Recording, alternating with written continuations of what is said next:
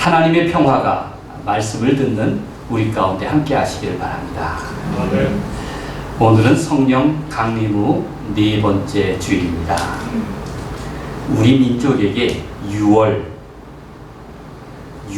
하면 평화를 생각하는 소중한 달입니다. 여러분도 그렇게 생각하시죠? 호국 보훈의 달이라고도 부릅니다. 우리는 3년간 전쟁을 겪고 그리고 61년 전부터는 68년 전부터는 여전히 휴전 상태로 살고 있습니다. 오래도록 우리나라는 일촉즉발의 전쟁 위기 국가로 널리 알려져 있었습니다. 한반도처럼 이렇게 위태로운 지역도 없었습니다. 그런데 감사한 것은 우리 중 누구도 전쟁에 대한 위기의식을 지금은 전혀 느끼지 않습니다. 사재기하는 집도 없습니다. 바라기는 우리 민족이 이대로 점점 평화의 진앙지가 되기를 소원합니다. 최근 대통령의 해외 순방을 보면서 우리나라 외교에 대해서 생각해 보게 되었습니다. 결국 가장 중요한 것은 우리 자신의 이익이라고 하는 것이 외교의 기본입니다. 가장 큰 이익은 어디에서 나올까요? 평화적인 관계에서 나옵니다. 우리나라가 국력이 강해지니까 친구가 점점 늘어나는 것을 봅니다. 예전에는 선망의 대상이었는데 이제는 선진국들이 우리나라와 친해지려고 하는구나 하는 것을 느낄 수가 있었습니다. 지난 70년 동안 우리나라는 정말 악착같이 살았습니다. 악착같이 일을 했고 악착같이 민주화를 위해 힘썼습니다. 당장 힘이 없을 때는 우리에게는 입만 발달했습니다. 한반도를 둘러싼 주변 4대국 이름을 제대로 부르질 않았습니다. 중국은 떼놈이라고 불렀고 일본은 외놈이라고 불렀고 미국은 양코백이라고 불렀고 러시아는 로스케라고 불렀습니다. 다 욕이 섞인 말들이죠. 입으로라도 결코 지지 않으려고 했습니다. 말로라도 생각으로라도 주눅들지 않으려고 했습니다. 이번에 스페인 국빈 방문 중 상원 도서관에서 보여준 한반도 지도는 서양 최초의 지도가 확인해준 진실이었습니다. 독도가 명백하게 한반도에 속한 섬이라고 하는 것을 세계의 인증이라고 하는 점에서 대단히 의미가 있었습니다. 우리는 지금 내 나라의 강함을 자랑하지만 그러나 겸손히 연약함을 돌볼 줄 알아야 합니다. 단재 신채호 선생은 역사를 잊은 민족에게 미래는 없다고 했습니다. 우리에게 역사란 얼마나 소중한 것입니까? 고난당한 역사는 영광의 역사보다 더욱 소중한 법입니다. 오늘 하나님의 말씀은 그런 역사의 아픔에 대해서 들려주십니다. 이스라엘 백성에게 있어서 구약 성서는 바로 역사책이었습니다. 자기 백성의 흥망성쇠가 고스란히 담겨있기 때문입니다. 우리 그리스도인은 예수 그리스도의 구원의 관점에서 구약 성경을 읽지만 이스라엘 백성들은 자기 백성의 구원을 위한 하나님의 계획 차원에서 읽습니다. 특별히 시편 80편은 이스라엘 민족이 겪은 위기와 멸망 속에서 하나님께 부르짖는 내용이 담겨 있습니다. 이스라엘 정신이 뛰어난 점은 그들이 잘 살 때, 번영할 때가 아니라 만국의 비극, 그 아픔조차 노래로 담아내려는 점에 있어서 뛰어납니다. 한마디로 하소연조차 역사가 된 셈입니다. 여러분, 하소연이 참 중요합니다. 하소연도 하나님께 하면 기도가 됩니다. 하소연도 이웃과 공감하면 노래가 됩니다. 하소연은 한마디로 내 말 좀 들어달라는 것 아닙니까? 날 좀 보소, 날 좀 보소. 이게 하소연입니다. 억울한 사연이니 오해가 없도록 내 말 좀 들어달라는 얘기입니다.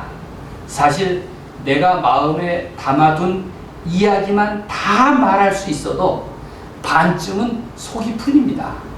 반쯤은 실마리를 찾을 수가 있습니다. 시편에 담긴 슬픈 노래는 자기 민족을 인도하신 하나님의 이름을 반복해 부르면서 탄식하고 애원하며 하소연합니다. 그래서 시편 80편은 1절에서 이렇게 시작합니다. 이스라엘의 목자여 귀를 기울이소서. 귀를 기울이소서. 하소연을 아뢰고 슬픈 노래를 부르는 사람들은 자기들이 겪고 있는 현실에 대해서 하나님이 좀 들어달라고, 알아달라고 하소연을 합니다. 그 옛날 애굽으로 팔려간 17살 소년 요셉의 형편을 보살펴 주시고 형통케 하셨던 하나님, 이제 내 민족의 고통을 살펴달라고 그렇게 외치고 있습니다. 이스라엘 백성들은 과연 무슨 잘못을 저질렀을까요? 그들은 제멋대로 행동하다가 길을 잃어버린 양처럼, 머리에 뿔 달린 고집스런 염소처럼 이제는 하나님께 살려달라고 애원을 하는 처지가 되었습니다. 이렇게 시편 80편은 이스라엘 민족의 회복을 기도하는 간절한 염원을 담고 있습니다. 우리나라는 오랫동안 하소연이 많은 민족이었습니다. 우리 민요에는 한풀이가 많았습니다. 대표적인 것이 아리랑입니다. 아리랑은 우리나라 방방곡곡에 저마다 자기 지역의 말로 노래합니다. 밀양 아리랑이니 또 정선 아리랑이니 다 그렇잖아요. 또 세계 곳곳에 사는 디아스포라 한인들은 저마다 아리랑을 만들어 부릅니다. LA 아리랑, 우스톱의 아리랑, 보쿰 아리랑. 저도 독일에 있을 때 우리 교인들과 함께 보쿰 아리랑을 만들어 불렀습니다. 아리랑은 하소연이지만 그러나 이제는 노래가 되었고 또 역사가 되었습니다. 지금도 지구상의 많은 민족은 그런 고통을 겪고 있습니다. 당장은 미얀마 사람들이 대표적이죠. 여전히 이라크, 아프가니스탄, 시리아와 팔레스타인 사람들의 현실을 보면 결코 남의 이야기가 아닙니다. 세계의 많은 국가들은 야속하게도 죽음의 행렬들을 보면서 아무런 도움이 되지 못합니다. 다만 제 나라 이익에 맞추어서 훈수만 둘 뿐입니다. 오늘 본문은 이스라엘을 포도나무로 비유하고 있습니다. 8절 말씀을 함께 읽겠습니다. 주께서 한 포도나무를, 시작, 주께서 한 포도나무를 애굽에서 가져다가 민족들을 쫓아내시고 그것을 심으셨나이다. 성경 곳곳에 기록된 포도나무 비유는 이스라엘의 운명과 직결되어 있다는 것을 알 수가 있습니다. 이사야 5장 7절은 이렇게 말씀하고 있습니다. 무릇 만군의 여호와의 포도원은 이스라엘 족속이요 그가 기뻐하시는 나무는 유다 사람이라. 이렇게 이스라엘 운명을 포도나무로 빗대고 있습니다. 한때 이스라엘은 하나님이 애굽에서 옮겨다가 심으신 포도나무와 같았습니다. 한 그루의 포도나무는 온 땅을 덮을 만큼 잘 자랐습니다. 농부 하나님은 그 포도나무를 정성껏 가꾸셨습니다. 얼마나 무성하든지 뿌리가 깊이 박혀서 땅에 가득했고 그늘이 산을 가릴 정도였다고 말하고 있습니다. 포도가지는 백향목과 같이 귀하게 자랐고 가지와 넝쿨이 강과 바다에 미칠 만큼 무성하게 퍼져나갔습니다. 선지자 요엘은 잘 자란 포도나무를 이렇게 비유합니다. 그날에 산들이 단 포도주를 떨어뜨릴 것이며, 요엘의 예언에 따르면 좋은 포도주는 장차 종말적인 기쁨과 삶의 풍요를 미리 맛보는 것이었습니다. 심판주이신 하나님의 뜻은 좋은 결실을 기대한 농부의 마음과 같았습니다. 그런데 시편 80편 오늘 읽은 말씀들을 보면 그 무성한 포도나무로 가득했던 포도원이 졸지에 망하게 되었다는 것입니다. 포도원에 담이 흘려나가 지나가던 사람들이 포도 열매를 훔치고 또 멧돼지와 들짐승들이 들어와서 짓밟고 결국에는 이 포도나무들이 불타고 배임을 받을 처지에 놓이게 되었다는 것입니다. 농부의 계획과 달리 포도 농사가 망하게 되었습니다. 포도나무 비유는 이스라엘의 한때 영광과 그리고 위기에 대해서 말하고 있습니다. 멸망당할 이스라엘은 하나님의 심판을 연상하게 합니다. 사실 이 포도나무 비유는 남의 이야기가 아닙니다. 우리 민족의 이야기로 바꾸어 들을 수 있어야 합니다. 이제 사태의 심각성을 깨달은 사람들은 하나님께 탄식하며 본래의 포도원대로 회복시켜 줄 것을 기도합니다. 14절 말씀을 함께 읽겠습니다. 만군의 하나님이여 구하옵나니. 시작. 만군의 하나님이여 구하옵나니 돌아오소서. 하늘에서 굽어보시고 이 포도나무를 돌보소서. 하늘에서 굽어보시고 이 포도나무를 돌보소서라고 기도합니다. 어쩌다 그 잘 자라던 포도나무가 이 지경이 되었을까요? 주의 오른손으로 잡아주신 그 포도나무 줄기이고 주께서 도우셔서 힘있게 뻗어나가던 가지였는데 그러나 이제 짓밟히고 불타고 배임을 당하다니 상상도 할 수 없는 노릇이었습니다. 이 비유의 주인공인 북왕국 이스라엘을 보십시오. 한때 얼마나 번영했습니까? 남유다 왕국과는 비교가 되지 않을 만큼 잘 나갔습니다. 여로보암 왕국과 아합의 시대가 그랬습니다. 하나님 없어도 그들은 전쟁에서 이기고 무역으로 번성하고 백성들이 잘 먹고 잘 살 줄 알았습니다. 그런데 정말 망하는 것은 하루아침의 일이었습니다. 망할 전조도 예고편도 없었습니다. 자고 일어나니 망했구나, 이런 탄식이 들려왔습니다. 내부에서부터 속에서부터 조금씩 붕괴하고 있던 것을 몰랐던 까닭입니다. 내적으로는 신앙 전통과 믿음의 유산이 허물어지고 나니 외적으로 경제적인 부흥인이 번듯한 거칠에는 그야말로 먼지에 불과했습니다. 망하기는 삽시간입니다. 결코 교만해서는 안 됩니다. 그들은 비로소 하나님의 이름을 부르게 되었고 이제 하나님에게서 방법을 찾습니다. 17절을 함께 읽어보십시오. 하나님의 방법이 무엇일까? 주의 오른쪽에 있는 자, 곧 주를 위하여 힘있게 하신 인자에게 주의 손을 얹으소서. 같이 읽겠습니다. 시작. 주의 오른쪽에 있는 자, 곧 주를 위하여 힘있게 하신 인자에게 주의 손을 얹으소서. 여러분, 손을 얹어달라고 하는 것은 하나님이 개입해달라는 뜻입니다. 좀 손을 얹어 주십시오. 잘 나갈 때는 하나님의 손을 외면했습니다. 내가 잘 될 때에는 하나님의 간섭을 거부했습니다. 우리도 그렇지 않습니까? 내 힘으로 잘 나간다고 생각할 때 남들이 끼려면 부담스럽고 그리고 원하지 않습니다. 하나님께 대한 감사도 간구도 찬양도 다 신용뿐입니다. 다 내 힘으로 가능했다고 생각했기 때문입니다. 그러나 이제 망할 처지가 되니까 긴급하게 하나님께서 좀 손을 얹으시고 나를 돌보시고 개입해 주십시오. 그렇게 간절히 간구하기에 이르렀습니다.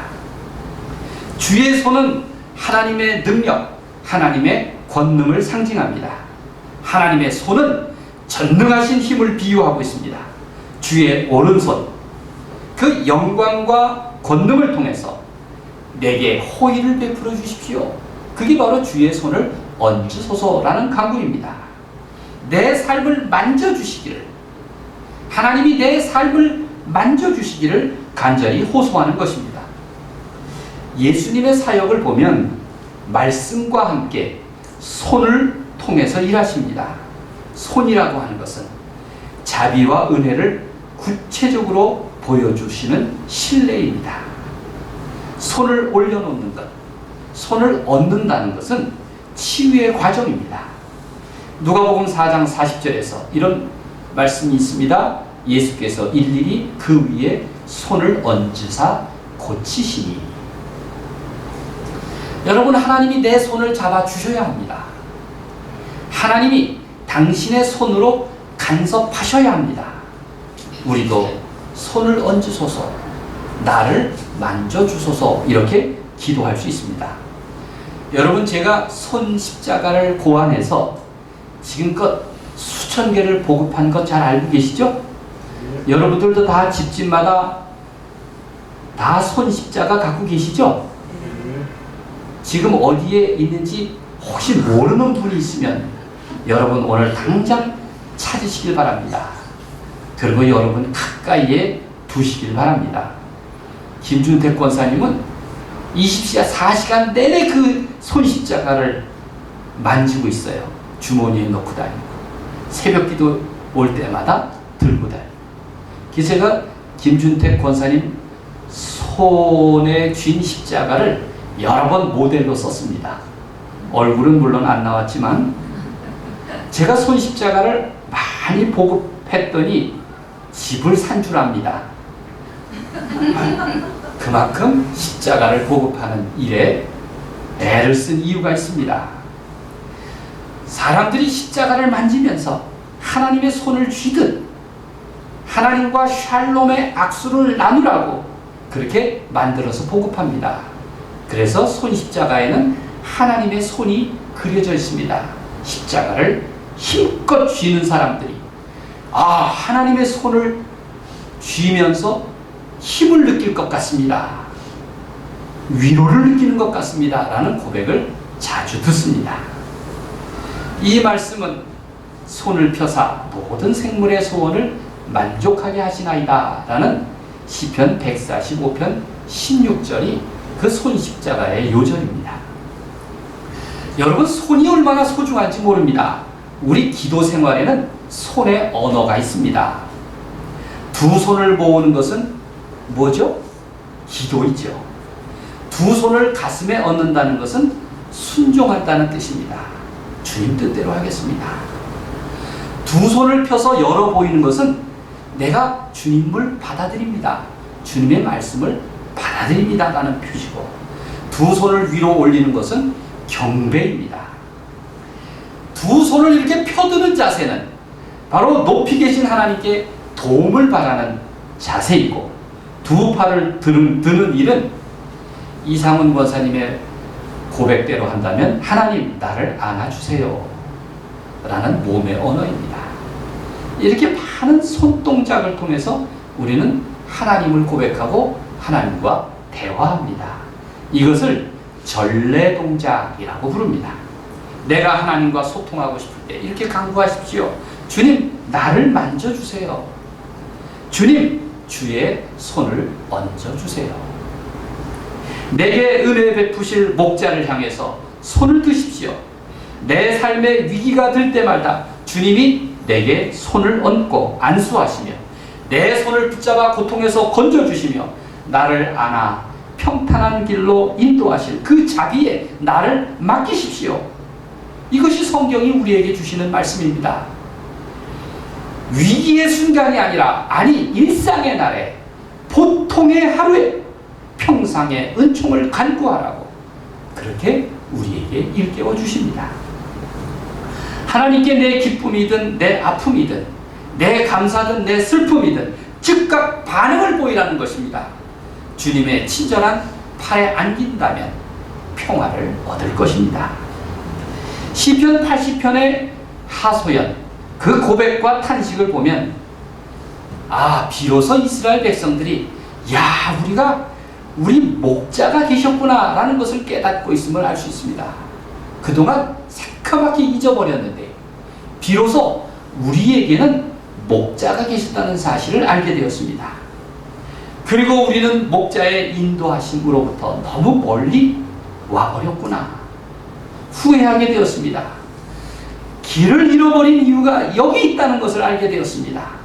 그리하여 이제 목자여 귀를 기울이소서라고 목마름으로 탄식하게 되었습니다.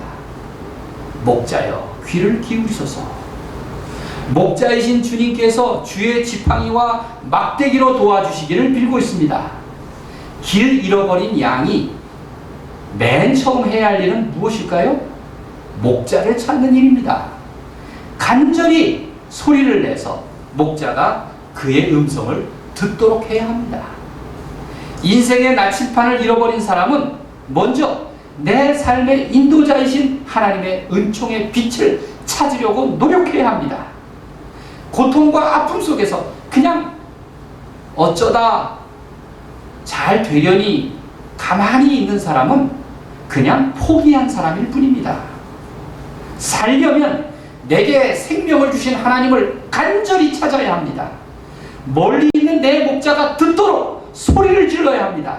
하나님이 가까이 계심을, 멀지 않은 곳에 계심을 알아야 합니다. 그들은 하나님의 이름을 부르면서 눈물로 호소하며 이렇게 간구합니다.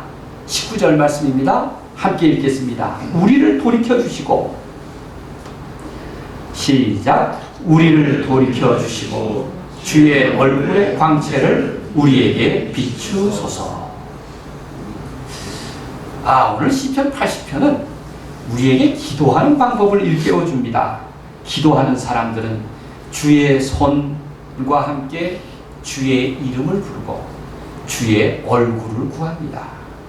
주의 손을 붙잡으려고 주의 손의 만지심을 기대하고 주의 이름을 부르고 주의 얼굴을 구합니다. 거듭거듭 14절과 19절에서 만군의 하나님, 능력의 주님을 찾습니다. 만민의 주님이시고 만물의 구원자가 되시는 하나님께서 그 목자께서 돌아와 주실 것을 간구합니다. 이제 그들은 하나님께로 돌아갈 것을 다짐하고 있는 것입니다. 그동안 피해 살 때에는 하나님의 얼굴이 두려움이었는데 이제는 더 이상 두려움이 아닙니다. 오히려 하나님의 얼굴을 비추어 달라고 기도합니다. 하나님의 자비와 은혜, 사랑과 관심, 이게 바로 하나님의 얼굴입니다. 이렇게 상징적으로 잘 표현한 구절은 예외적이 아닙니까? 하나님의 얼굴, 그 자비와 보호, 회복하시는 은총을 뜻합니다. 누구나 고난받을 수 있습니다. 내 인생에서 아픔이 비껴가리라고 장담할 수 있는 사람은 아무도 없습니다. 그 위기의 순간 과연 나는 누구의 이름을 부를까요? 그 아픔 속에서 나는 누구의 얼굴을 찾겠습니까? 성경은 이 포도나무로 인생의 행복도를 측정합니다. 포도나무, 포도주는 성경에서 삶의 행복도를 측정하는 바로미터입니다. 행복한 가정은 포도나무 같은 아내 덕분입니다. 여러분 가정이 행복하면 포도나무 같은 아내 덕분이라고 그렇게 늘 고백하시길 바랍니다. 그렇다고 원망까지는 하지 마십시오. 야, 우리 가정이 이렇게 잘 되는 것은, 이렇게 다복한 것은 포도나무 같은 내 아내 덕분이구나. 그렇게 고마워하십시오. 우리 집이 풍성한 결실을 얻는다면, 아, 하나님께서 새 포도즙이 넘치는 포도즙 틀을 허락하셨구나. 이렇게 감사하십시오.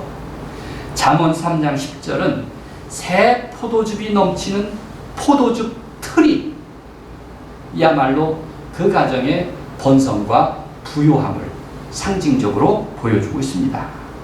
무엇보다도 우리 민족이 평화롭다면 각기 포도나무 아래와 무화과나무 아래에서 평안히 살았더라 라고 하는 선지자들의 그 메시지를 기억하십시오. 하나님께서 포도나무 아래와 무화과나무 아래에서 평안히 살도록 우리를 인도하십니다. 개인이든 민족이든 평화에 대한 꿈은 포도나무같이 꽃이 필 것이며 그 향기는 레바논의 포도주와 같이 되리라 라는 비유로 표현할 수가 있습니다. 얼마나 소중한 사랑과 행복과 평화입니까?